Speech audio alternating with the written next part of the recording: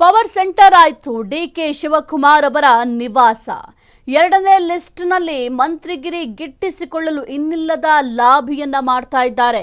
ಮೊದಲ ಪಟ್ಟಿಯಲ್ಲಿ ಮಿಸ್ ಆದವರಿಗೆ ಈಗ ಟೆನ್ಷನ್. ಪವರ್ ಸೆಂಟರ್ ಆಯ್ತು ಡಿಕೆ ಶಿವಕುಮಾರ್ ಅವರ ನಿವಾಸ. ಎರಡನೇ ಲಿಸ್ಟ್ನಲ್ಲಿ ಮಂತ್ರಿಗಿರಿ ಗಿಟ್ಟಿಸಿಕೊಳ್ಳಲು ಇನ್ನಿಲ್ಲದ ಲಾಭಿ ಮಾಡ್ತಾ ಇದ್ದಾರೆ. ಮೊದಲ ಪಟ್ಟಿಯಲ್ಲಿ ಮಿಸ್ ಆದವರಿಗೆ ಈಗ ಟೆನ್ಷನ್. ಸಚಿವ ಸ್ಥಾನಕ್ಕಾಗಿ ಜೋರಾಗ್ತಾ ಇದೆ ಶಾಸಕರ ಲಾಬಿ. ಡಿಕೆ ಕ್ಯಾಬಿನೆಟ್ 2.0 ನಲ್ಲಿ ಹೊಸಬರಿಗೆ ಮಣೆಯ. ಯುವಕರಿಗೆ ಆದ್ಯತೆ ಕೊಡ್ತಾರಾ ಡಿಕೆ ಶಿವಕುಮಾರ್? ಮಂತ್ರಿಗಿರಿಗಾಗಿ ಜಿಲ್ಲೆಯಲ್ಲೂ ಶಾಸಕರ ಲಾಬಿ ಜೋರು. 5 ಸಚಿವ ಸ್ಥಾನಕ್ಕಾಗಿ ಮುಸ್ಲಿಂ ಮುಖಂಡರ ಆಗ್ರಹ. ಜಮೀರ್ ಪರ Jarkiholi, Balakrishna batting. Power centre ಆಯ್ತು ಡಿಕೆ ಶಿವಕುಮಾರ್ ಅವರ ನಿವಾಸ. ಎರಡನೇ ಪಟ್ಟಿಯಲ್ಲಿ ಯಾರಿಗೆಲ್ಲ ಅವಕಾಶ? ಮೊದಲ ಪಟ್ಟಿಯಲ್ಲಿ ಸಿದ್ದರಾಮಯ್ಯ ಮೇಲುಗೈ. ಎರಡನೇ ಪಟ್ಟಿಯಲ್ಲಿ ಡಿಕೆ ಶಿವಕುಮಾರ್ ಆಪ್ತರಿಗೆ ಬಂಪರ್ ಸಿಗತ್ತಾ? ಸಂತೋಷ್ ಲಾಡ್, ಮಹದೇವಪ್ಪ, ಶಿವಲಿಂಗೇಗೌಡ, ಟಿಬಿ ಜಯಚಂದ್ರ, ಎಸ್ ಮಲ್ಲಿಕಾರ್ಜುನ್, ನಾಗೇಂದ್ರ, ಮಧು ಬಂಗಾರಪ್ಪ, ಜಿಟಿ ಪಾಟೀಲ್, ರುದ್ರಪ್ಪ ಲಮಾಣಿ, ಲಕ್ಷ್ಮಣ್ ಸವದಿ, ಲಕ್ಷ್ಮೀ ಹೆಬ್ಬಾಳ್ಕರ್, ಶಿವರಾಜ್ ತಂಗಡಗಿ, ಅಜಯ್ ಸಿಂಗ್ ಸೇರಿ ಹಲವರಿಂದ ಲಾಭಿ.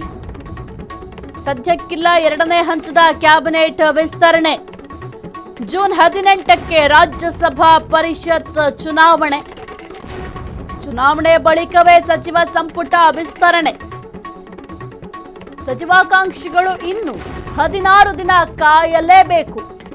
70 ಶಾಸಕರಿಂದ ಮಂತ್ರಿಗಿರಿಗೆ ದೊಡ್ಡ ಮಟ್ಟದ ಲಾಭಿ ಮಾಡಲಾಗ್ತಾ ಇದೆ. 70 ಶಾಸಕರ ಪೈಕಿ 40 ಶಾಸಕರ ಶಾರ್ಟ್ ಲಿಸ್ಟ್ ಮಾಡಿರುವ ಹೈಕಮಾಂಡ್ 40ರಲ್ಲಿ 19 ಶಾಸಕರಿಗೆ ಸಚಿವರಾಗುವ ಭಾಗ್ಯ ಇದೆ.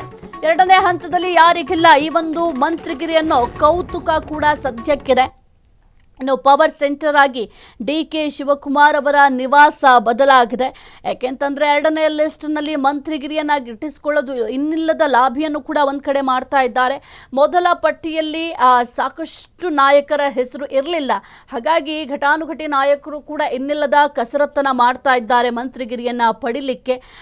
ಈಗ ಸದ್ಯಕ್ಕೆ ಎರಡನೇ ಪಟ್ಟಿಯಲ್ಲಿ ಯಾರಿಗೆಲ್ಲ ಆದ್ಯತೆ ಕೊಡ್ತಾರೆ ಅನ್ನೋದು ಕೂಡ ಬಹಳ ಒಂದು ಪ್ರಮುಖವಾದಂತಹ ವಿಚಾರ. ಯಾಕೆಂತಂದ್ರೆ ಮೊದಲ ಪಟ್ಟಿಯಲ್ಲಿ ಸಿದ್ದರಾಮಯ್ಯ ಅವರ ಬಣದಲ್ಲಿ ಗುರುತಿಸಿಕೊಂಡಿದ್ದಂತಹ ಘಟಾನುಘಟಿ ನಾಯಕರು ಅವರಿಗೆ ಒಂದು ಆದ್ಯತೆಯನ್ನು ನೀಡಲಾಗಿತ್ತು. ಹಾಗಾದರೆ ಎರಡನೇ ಪಟ್ಟಿಯಲ್ಲಿ ಡಿಕೆ ಶಿವಕುಮಾರ್ ಅವರ ಏನು ಬಣದಲ್ಲಿ ಗುರುತಿಸಿಕೊಂಡಿದ್ದಂತಹ ನಾಯಕರಿಗೆ ಆದ್ಯತೆಯನ್ನು ಕೊಡ್ತಾರಾ ಎಂಬುದು ಕೂಡ ಸದ್ಯಕ್ಕಿರುವಂತಹ ಪ್ರಶ್ನೆ. ಅದರ ಜೊತೆಗೆ ಯುವಕರಿಗೆ ಹೆಚ್ಚಿನ ಪ್ರಮಾಣದಲ್ಲಿ ಆದ್ಯತೆಯನ್ನು ಕೊಡ್ತಾರ ಎಂದು ಕೂಡ ಸದ್ಯಕ್ಕೆ ಕುತೂಹಲಕ್ಕೆ ಕಾರಣ ಆಗಿದೆ.